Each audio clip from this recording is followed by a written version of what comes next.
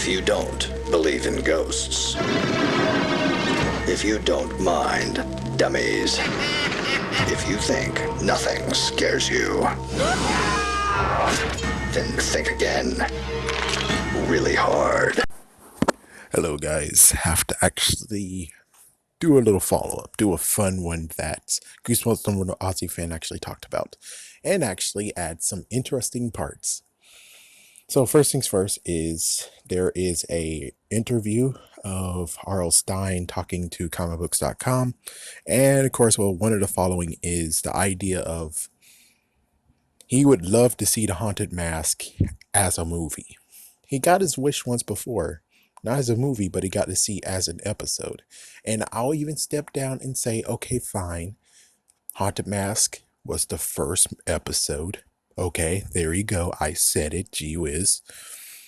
And well, he got his wish. Haunted Mask actually was the first book to turn into an episode.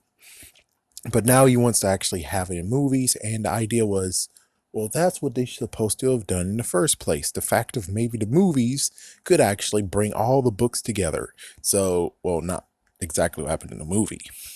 So we'll have Haunted Mask and then Haunted Mask 2. That'll be one movie. I guess technically when it came to the episode, they did have a two-parter for both. I think they did. So that means that, yeah, I guess that will work. And plus, maybe make it 2 hours and 30 minutes. Holy frick, yeah, that would do it. As for Night of the Living Dummy, Night of the Living Dummy 2, Night of the Living Dummy 3, that would actually be 3 hours plus. And yeah, maybe that will work. But on the other hand, I think they most likely would cut out freaking crap. And it's like, oof.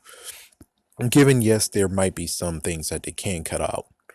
So if they do it for every single thing, some will work. Some will work. Some will be cool. And yeah, I technically would have to believe, yeah, that would have been a smart idea. We'll just have to see what happens with Fear Street. For those who don't know, Fear Street is about to have its own movie franchise too. We'll see what happens there. Most likely it'll be the fact of they're doing what Sony should have done. And of course, again, welcome to Sony. Sony kind of sucks. I mean, frick. Sony screwed over Spider-Man. They even wrecked Homecoming. Somehow, with even little involvement, they fricked up Homecoming.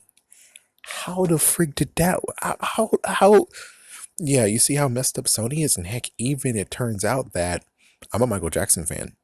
Apparently, they screwed over Michael Jackson fans too by actually making 3 new songs that actually weren't Michael Jackson's and claimed that it was. And it took 7 years actually for them to finally admit, yeah, 3 of the songs in the newest CD that was supposed to be all Michael Jackson actually were fake. And it's like, oh. So you can see Sony's not that good. And plus, well, let's just even go even worse, where it's like Sony somehow, for some damn reason, stalled Kingdom Hearts. I mean, Kingdom Hearts 3. All Kingdom Hearts games technically should have been on the PlayStation 2. They were planning to do it in 2010, and it took all the way to 9 years, a decade, for finally you get to have Kingdom Hearts 3. I mean, if they were going to do that, then you might as well should have just kept Kingdom Hearts 2 for PlayStation 3. My goodness. But back to Goosebumps.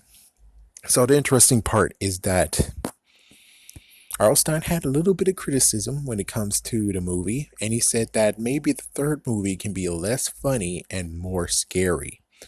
Wow. And let's jump into hopefully he gets to see this interview. I bet he didn't get to see this interview because, well, one, they put it on Facebook, and then later they put it on. It's like, yeah, you have to actually filter through Scholastic. If you filter through Scholastic YouTube page, you'll actually find out that they have some few things that you didn't know that was Goosebumps related. Yeah, they have a few things. So the latest one was an interview of 1 hour plus 30 minutes to 1 hour long interview with R.L. Stine. And it's kind of funny where he actually admits that, dude, some things that we find scary are actually funny to him. So it's like, yeah, so where it's like it should be a little bit more scary than funny to him means that technically that means that they should go straight up hardcore, because his scare meter it's not actually the same as ours, crazy enough. Yeah, believe it or not. And it's kind of funny listening to him. It's like, oh, well, the way he got Scarecrow Walks at Midnight was because of the first beginning part of it, where he actually did listen to Scarecrow. Actually, it was like grass growing, grass that was whistling through the freaking grass, wind going through the grass. That's how he got that one. How he got Slappy apparently is the fact of Pinocchio and the original Grim version of Pinocchio. I think it was Grim. Yeah, where Pinocchio got his foot burned and that just spiraled into, yeah. And plus he had a fascination for ventriloquists and dummies and everything too anyways. So it's like, yeah, that was gonna spiral anyways. But interesting enough, it's like, yeah, he said that make it more scary. And to reference this one, and this freaking damn video, this interview happened in November. So you can see how old it kind of is. And it's like, well, if he says to be more scarier, and he said in his books himself, he's that it was an experiment because he already had a successful book series called Fear Street, which was for teenagers. And he actually is like, okay, well, I have a good title, Goosebumps, and I don't know how exactly I'm going to kick off this. But he's like, I'm going to try to experiment. I'm going to at least give 6 books. He didn't know it was going to thrive into this. So he tried 6 books. It was a hit, and he tries to do more funny than scary because he doesn't really want to scare children in the Goosebumps books. Well, that's what he said in their interview. He said that in the interview. Go check it out. He actually said it. So it's interesting enough to be like, okay, so the books technically doesn't supposed to scare children, but yet now he's gonna say, and I'm not trying to be a jerk, I'm just saying, but now he says that the movie has to be more scary than funny. And well, to him, technically, this movie's supposed to be kind of funny to him.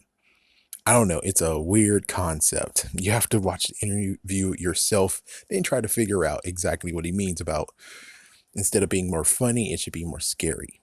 Because it's kind of like, but dude, you just admitted in the interview that nothing really scares you. But I guess he means scares children and scares teenagers like usual scares, not scares that scare him.